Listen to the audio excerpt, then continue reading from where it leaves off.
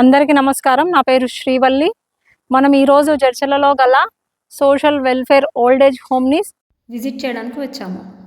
ఈ ఆశ్రమంలో ఎన్నో సంవత్సరాల నుంచి ఎంతోమంది వృద్ధులు ఆశ్రయం పొందుతున్నారని మా దృష్టికి వచ్చింది. సో ఈ ఆశ్రమం యొక్క ఆర్గనైజర్తో మనం మాట్లాడదాం. మా యొక్క రూరల్ సోషల్ వెల్ఫేర్ అసోసియేషన్ వృద్ధాశ్రమం 2001 నుంచి నిర్విరామంగా నడిపించడం జరుగుతుంది.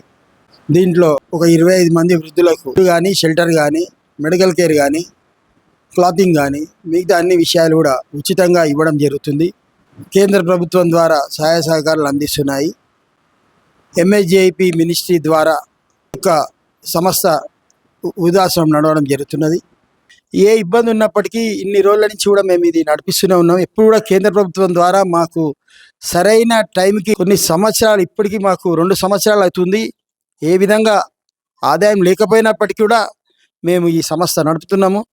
ఇది మా నాన్నగారు ఒక ఉద్దేశము. ఆ ఉద్దేశాన్ని కొనసాగించాలనే ఒకే ఒక ఆలోచనతోటి ఇది ప్రభుత్వం ద్వారా మేము నడిపించడం జరుగుతుంది. ఒక ఆశ్రమంకి వెళ్తున్నాం అనుకున్నప్పుడు ఎలాగో మనకి వట్టి చేతులతో వెళ్ళాలనిపించదు కదా. సో నాకు తోచిన కొన్ని స్నాక్స్ ఐటమ్ తీసుకెళ్ళి వాళ్ళకు ఇవ్వడం జరిగింది. అక్కడ వాళ్ళు కూడా ఎంతో సంతోషంగా స్వీకరించి వారి ఆశీస్సులు నాకు అందించారు. ఇట్లా కొడుకులు చూడని వాళ్ళు, భర్త లేని వాళ్ళు ఉంటే మాకు ఓల్డ్ ఏజ్ హోమ్ ఉంది. మా దగ్గర అందరూ ఇక్కడే ఉంటారు మేడం. మా సార్ యాక్సిడెంట్లో చనిపోయాడు, 25 సంవత్సరాలే. మా కొడుకే డీల్ చేస్తుండే అన్నట్లు, మా కొడుకే నడిపిస్తున్నాడు. ఇప్పటికైనా మాకు ఎలాంటి ఇబ్బందులు లేవు. ఓల్డ్ ఏజ్ వాళ్ళ ముసలోళ్ళ గురించి మాకేం బాధ లేదు. వాళ్ళు చాలా ఆరోగ్యంగా మంచిగా ఉంటారు మేడం.